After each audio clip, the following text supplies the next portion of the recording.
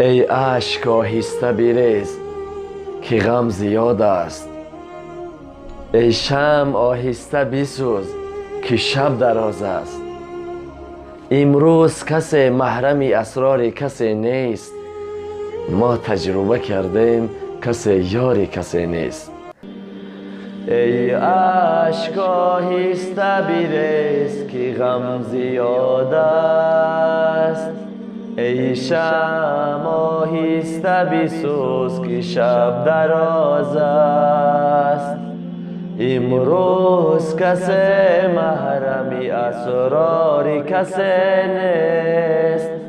ما تجربه کردیم کسی یار کسی نیست. در زمان پیش از رسول خدا صلی الله علیه و سلم یک پادشاه حکمرانی میکرد. میگه در آن زمان یک مرد چاهکن بود، بسیار چاه میکند.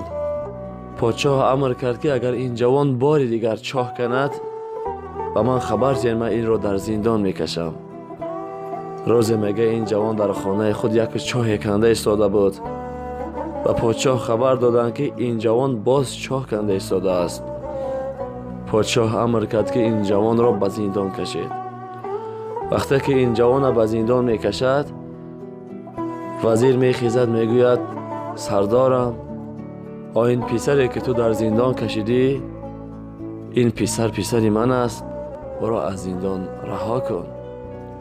پادشاه گفته بود کسی مقابل این جوان میبراید همگی را به زندان میکشم. میگه امر کرد که وزیرم به زندان کشین.